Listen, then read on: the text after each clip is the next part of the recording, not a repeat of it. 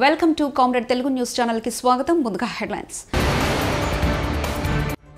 భారతదేశం యొక్క ఫిన్టెక్ పర్యావరణ వ్యవస్థ ప్రపంచవ్యాప్తంగా జీవన సౌలభ్యాన్ని పెంచుతోంది. ప్రధాని మోదీ. సీఎం రేవంత్ ను ఆశీర్వదించిన వేములవాడ ఆలయ అర్చకులు.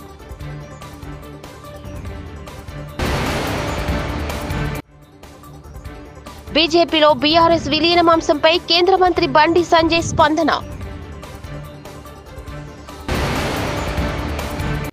విశాఖలో విద్యా ఐటీ శాఖల మంత్రి నారా లోకేష్ బడిబాట ఆకస్మిక తనిఖీలు. జెడ్పీహెచ్ఎస్ భీమిలి.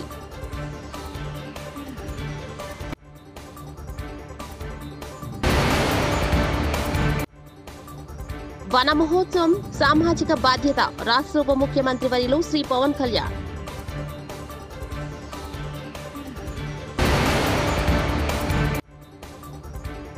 తుపాకీతో బెదిరించి దోపిడీలు చేస్తున్న ముఠా అరెస్ట్.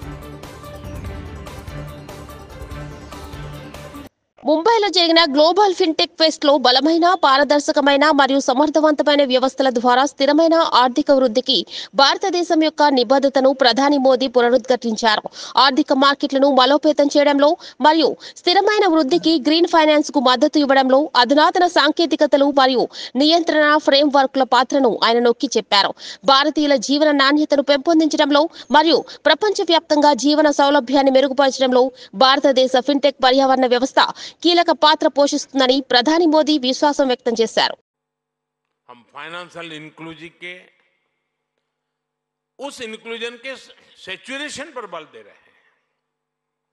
मुझे विश्वास है भारत का फिनटेक इकोसिस्टम भारत के लोगों को क्वालिटी लाइफस्टाइल देने के मिशन में बहुत बड़ी. కేంద్ర హోంశాఖ మంత్రి అమిత్ షాతో పశ్చిమ బెంగాల్ గవర్నర్ సివి ఆనంద్ బోస్ శుక్రవారం న్యూఢిల్లీలో సమావేశమయ్యారు. ఈ సందర్భంగా కోల్కతాలో చోటు చేసుకున్న తాజా పరిస్థితులపై ఈ సందర్భంగా వీరిద్దరి మధ్య చర్చ జరిగినట్లు తెలుస్తోంది. అలాగే ఆర్జీకర్ మెడికల్ కాలేజీ ఆసుపత్రి పోస్ట్ గ్రాడ్యుయేషన్ ట్రైనీని వైద్యురాలిపై అత్యాచార ఘటన నాటి నుంచి నిన్న మొన్నటి బీజేపీ ఆధ్వర్యంలో జరిగిన బంద్ వరకు జరిగిన వరుస పరిణామాలపై మంత్రి అమిత్ షాకు గవర్నర్ బోస్ నివేదిక అందజేసినట్లు సమాచారం. గురువారం సాయంత్రం గవర్నర్ ఆనంద్ బోస్ న్యూఢిల్లీ చేరుకున్నారు. ముఖ్యమంత్రి రేవంత్ రెడ్డికి వేములవాడ ఆలయ అర్చకులు ఆశీర్వచనాలు అందజేశారు. శుక్రవారం సచివాలయంలో సీఎం ను కలిసి అర్చకులు ఆశీర్వచనం అందించారు. ఆలయ ఈవో వినోద్, స్థపతి వలినాయగం, ఈఈ రాజేష్, డిఈఈ రఘునందన్, ఆలయ ప్రధాన అర్చకులు ఉమేష్ శర్మ తదితరులు ముఖ్యమంత్రిని కలిశారు. బీజేపీలో బీఆర్ఎస్ పార్టీ విలీనమవబోతుందని, అందుకే పార్లమెంట్ ఎన్నికల్లో కాషాయ పార్టీకి కారు పార్టీ సహకరించిందంటూ కాంగ్రెస్ పార్టీ నేతలు పదే పదే అంటున్నారు. ఈ వ్యాఖ్యలపై కేంద్ర మంత్రి బీజేపీ సీనియర్ నేత బండి సంజయ్ స్పందించారు. బీజేపీలో బీఆర్ఎస్ ను కలుపుకునే ప్రసక్తే లేదని ఆయన స్పష్టం చేశారు. బీఆర్ఎస్ ను కలుపుకుంటే కేసీఆర్, కేటీఆర్, హరీష్, కవితకు టికెట్లు ఇవ్వాలంటూ ఆయన వ్యంగ్యాస్త్రాలు సంధించారు. కేటీఆర్ కొడుకు హిమాన్సు కూడా ఎన్నికల్లో టికెట్ కావాలంటారని సెటైర్ వేశారు. అందరికీ టికెట్లు ఇవ్వడానికి బీజేపీ కుటుంబం పార్టీ కాదని విమర్శించారు. కాంగ్రెస్ బీఆర్ఎస్ మధ్య మాట ముచ్చట అయిపోయింది, త్వరలో కలిసిపోతాయి అని బండి సంజయ్ కౌంటర్ ఇచ్చారు. ఇలా మైనార్టీ ముచ్చ చెప్పాలి. ఓల్డ్ సిటీని న్యూ సిటీ చేస్తాం. ఓల్డ్ సిటీ ఇవ్వని అయ్యే జాగిరి కాదు, ఎంఐఎం పార్టీ జాగిరి కాదు. ఇలా త్రిపుల్ తలాక్ రద్దు చేస్తాం. ఇలా అన్ని వర్గాలను సమానంగా చూడాలంటున్నాం. కాబట్టి ప్రతి ముస్లిం మైనార్టీ వర్గం కూడా ఇలా భారతీయ జనతా పార్టీని, ఎంఐఎం పార్టీని అంత ముందుంచాలంటే, ఎంఐఎం పార్టీ పీడ విరియడ్ కావాలంటే ఇలా భారతీయ జనతా పార్టీ సభ్యత్వం తీసుకోవాలని చెప్పి ప్రతి వ్యక్తి వాళ్ళ సంకల్పం తీసుకోవాల్సిన అవసరం ఉంది. ఇది మోర్చాలకు, అందుకే మోర్చా మెంబర్షిప్ తీసుకోవాలి వాళ్ళు. బట్ ఈ గతంలో చూడండి, ఇలా భారతీయ జనతా పార్టీ ఇద్దరు ఎంపీలు, అనేక మంది హేళన చేశారు భారతీయ జనతా పార్టీ. అరే ఇద్దరు ఎంపీలున్న భారతీయ జనతా పార్టీ, జనసంఘ, ఈ భారతీయ జనతా పార్టీ ఈ దేశంలో ఎట్లా అధికారంలోకి వస్తుంది? భారతీయ జనతా పార్టీ వీళ్ళు మాటలు చెప్పినప్పుడు ఏం లేదని చెప్పారు. ఒక్కసారి ఆలోచించండి, వాళ్ళ మనం వాస్తవాలు ఆలోచించాలి. వాళ్ళ ఈ దేశంలో జనసంఘ్ లేకుంటే, జనతా పార్టీ లేకుంటే, భారతీయ జనతా పార్టీ దేశంలో ఆవిర్భించకుంటే ఇలా 3 ముక్కలు చేసిన దేశాన్ని కాంగ్రెస్ పార్టీ ఈ రోజు దేశాన్ని 7 ముక్కలు చేసి ఎటు కాకుండా చేసే దౌర్భాగ్య పరిస్థితి ఈ దేశంలో నెలకొని ఉండేది ఇలా భారతీయ జనతా పార్టీ లేకుంటే. అందుకే నరేంద్ర మోడీ ప్రభుత్వం ఒక లక్ష్యం కోసం ఇలా దీన్ దయాళ్ ఉపాధ్యాయ ఆరోగ్య మాట్లాడాలని ఆశించిన వాళ్ళు ఈ దేశం రక్షింపబడాలంటే, నా తల్లి భారత మాతను రక్షించుకోవాలంటే అణ్వస్త్రాలు తయారు కావాలి. అణ్వస్త్రాలను తయారు చేసుకోవాలని చెప్పి పండిత్ దీన్ దయాళ్ ఉపాధ్యాయ ఆశించింది కాబట్టి పండిత్ దీన్ దయాళ్ ఉపాధ్యాయ ఆశ నెరవేర్చడానికే అటల్ బిహారీ వాజ్పేయి గారి నేతృత్వంలోని భారతీయ జనతా పార్టీ ప్రభుత్వం అణ్వస్త్రాలను తయారు చేసిన విషయాన్ని ఒక్కసారి మనం గుర్తుంచుకోవాలి. అరే 370 ఆర్టికల్ రద్దు చేయడం కోసం 370 ఆర్టికల్ రద్దు చేయడం కోసం నా శ్యామా ప్రసాద్ ముఖర్జీ వన మహోత్సవం సామాజిక బాధ్యత రాష్ట్ర ఉప ముఖ్యమంత్రి వర్యులు శ్రీ పవన్ కళ్యాణ్ బాధ్యతగా తీసుకోవాలని మనస్ఫూర్తిగా అభ్యర్థిస్తున్నాను. పర్యావరణ సమతుల్యత కోసం పచ్చదనాన్ని పెంచాలి అనేది ఎన్డీఏ కూటమి ప్రభుత్వ లక్ష్యం.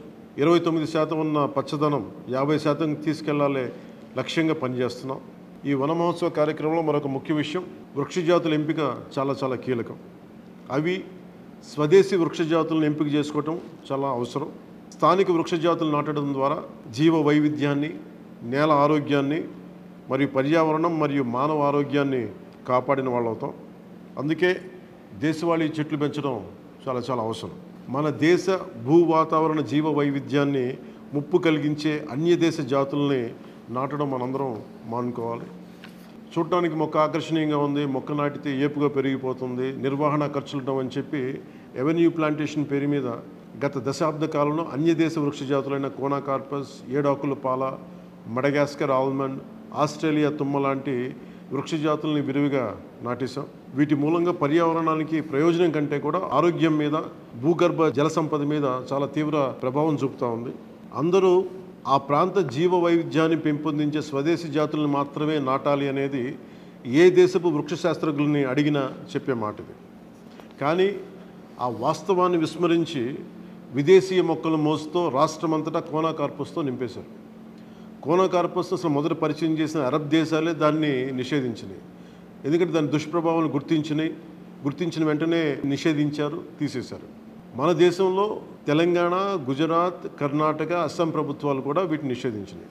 ఈ కోనాకార్పస్ లాంటి విదేశీ వృక్ష జాతుల మూలంగా జరిగే అనర్థాలు చాలా ఉన్నాయి. అవి ముఖ్యంగా మన భూగర్భ జల సంపదను హరించి వేస్తాయి, శ్వాస సంబంధ ఆరోగ్య సమస్యలకి కారణమవుతున్నాయి.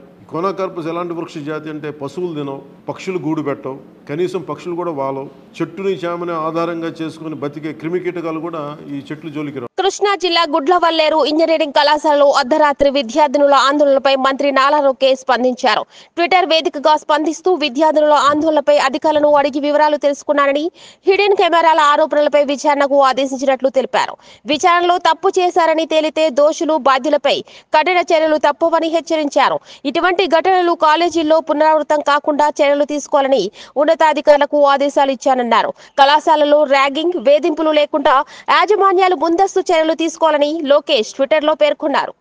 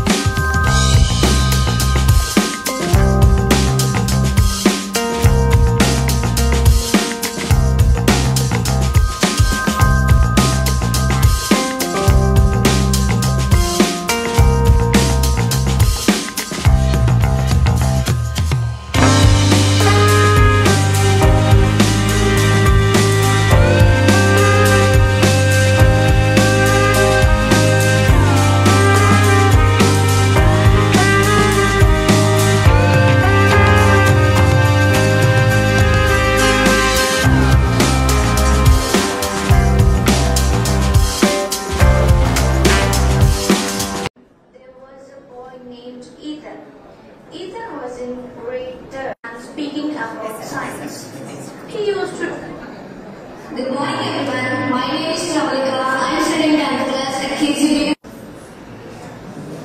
Why do you want to become a doctor? What made you think about becoming a doctor? Would you have checked out when you wanted to become a doctor, or did you just felt you wanted to be a doctor? I've never done that. You just felt. Together? No, what is the goal? I think Jai Hind.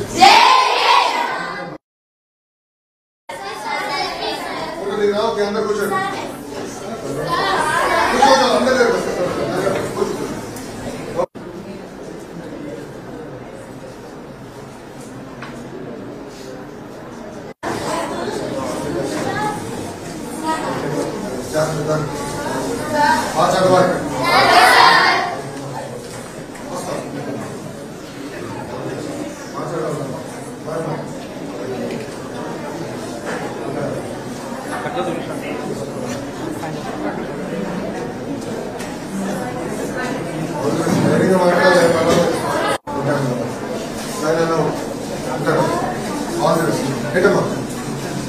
I don't believe that. I have a 9-year-old boy who's in 4th class. I don't believe it.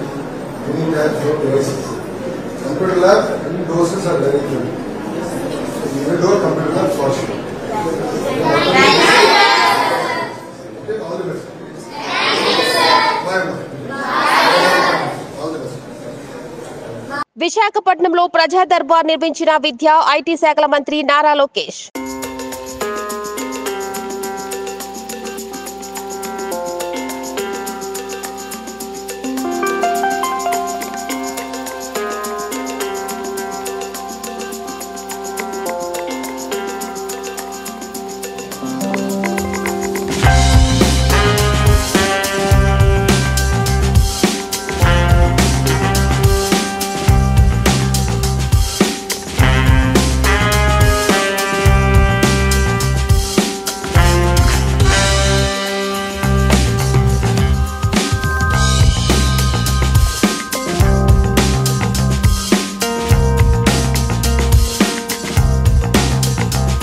అవిశ్రాంత పోరాట యోధుడు నవ్యాంధ్ర నిర్మాత చంద్రన్న, మంత్రివర్యులు TG Bharat, MLA వసంత Krishna Prasad, MLC Ashok బాబు media సమావేశం set చేస్తూ అవన్నీ కూడా fulfil చేయాలా, especially super 6 మనం ఫుల్ఫిల్ చేయాలని చెప్పి ఉద్దేశంతో ముందుకు పోతున్నారు చంద్రబాబు గారు.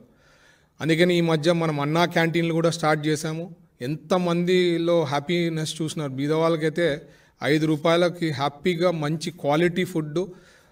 పెన్షన్ ఇప్పుడు మనం రివైజ్ చేసాం, 3,000 నుంచి 4,000కి ఇమీడియట్గా మన గవర్నమెంట్ ఫామ్ అయిన వెంటనే చెప్పడం జరిగింది. 4,000 ఇంప్లిమెంట్ చేసినాం. ఇన్ఫ్యాక్ట్ ఫస్ట్కి ఒకవేళ సండే వస్తే 31కే మనము రిలీజ్ చేస్తున్నారు. అంటే మన క్యాబినెట్లో కూడా సార్ డిస్కస్ చేసినప్పుడు లేదు 1 డే డిలే కూడా కాదు, 1 డే అడ్వాన్స్ ఉండాలా మనం. అంటే మన థింకింగ్ మనం అందరం ఏం ఆలోచిస్తామేమంటే 1 డే పోస్ట్పోన్ చేయొచ్చు అనుకుంటారు. బట్ సార్ థింకింగ్ ఏమంటే లేదు 1 డే అడ్వాన్స్ ఉండాలా మనము అని చెప్పి. సో అట్లాంటి ఆలోచనతో హీ థింక్స్. అండ్ ఎస్పెషలీ అన్నా క్యాంటీన్ అనేది చెప్పే పనే లేదు. దాదాపు 4,000 ఒకవేళ పెన్షన్ వచ్చే వాళ్ళకి అన్నా క్యాంటీన్లో కానీ 3 times ఫుడ్ తిని 30 days హ్యాపీగా ఉన్నా అంటే మహా ఖర్చు అయ్యేది 450 rupees maximum to maximum.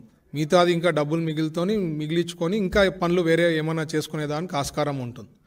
So ఇట్లా super 6 step by step complete చేసే దాంట్లో మనం ముందుకు వెళ్తున్నాం. ఇంకా మామూలే కదా, అపోజిషన్ వాళ్ళు ఏం చేశారు అవి చెప్తానే ఉంటారు. బట్ రియలిస్టిక్లీ వాళ్ళు ఏం చేశారు అనేది చూస్తే ఏమీ లేదు. అందుకనే అక్కడ వాళ్ళు అడిగారనమాట, సూపర్ చెన్నై సూపర్ కింగ్స్ లెక్క మాకు అనుకుంటే టీం తయారవుతుందని. అందుకనే వాళ్ళకి దేవుడు కూడా కరెక్ట్గా 11 members ఇచ్చారనమాట. కరెక్ట్ క్రికెట్ టీం ఎంత ఉందో అంత తయారైంది వాళ్ళకి. సో భారతదేశం యొక్క ఫిన్టెక్ పర్యావరణ వ్యవస్థ ప్రపంచవ్యాప్తంగా జీవన సౌలభ్యాన్ని పెంచుతోంది. ప్రధాని మోదీ. సీఎం రేవంత్ ను ఆశీర్వదించిన వేములవాడ ఆలయ అర్చకులు.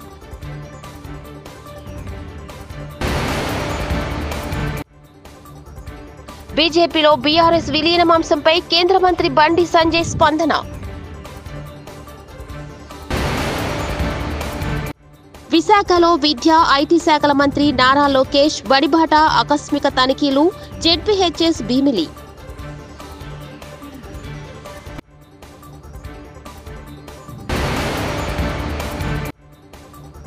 వన మహోత్సవం సామాజిక బాధ్యత.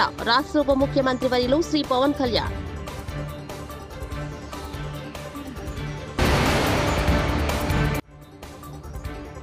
తుపాకీతో బెదిరించి దోపిడీలు చేస్తున్న ముఠా అరెస్ట్.